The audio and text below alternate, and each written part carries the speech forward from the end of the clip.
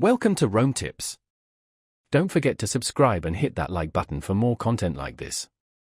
All the links mentioned in this overview are down in the description below. This video covers my personal experience with Apple Pay Later. Review my usage experience.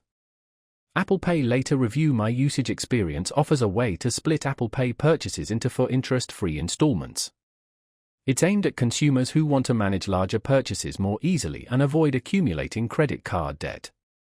Key features include automatic payment scheduling and a clear breakdown of payment amounts. Their website provides details on eligibility and the application process. The main benefit is the convenience of spreading the cost of purchases without incurring interest, provided you pay on time. It's a relatively simple system, offering pricing transparency with no hidden fees, and no contracts are involved. Apple handles the creditworthiness aspect, and its accessibility depends on your Apple account and credit profile.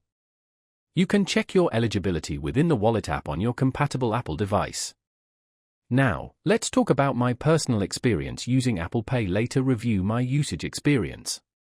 Setting up Apple Pay Later was incredibly easy. I simply went into my Wallet app, and the option appeared after a quick eligibility check. The interface is clean and straightforward. I could easily see my upcoming payments, past purchases, and my available credit. I recently used it to buy a new iPad. The purchase was automatically split into 4 payments, and the payment schedule was clearly displayed. The whole process was seamless.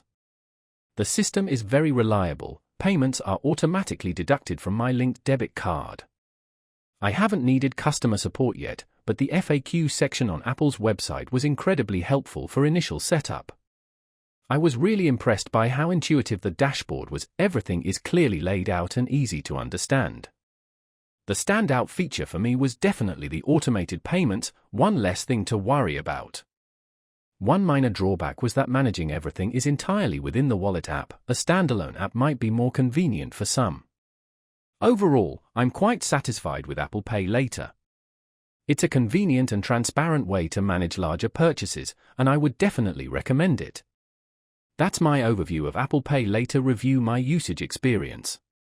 If you found this helpful, please give it a thumbs up and subscribe to Rome Tips for more reviews and tech tips. Check the description for any relevant links. Thanks for watching.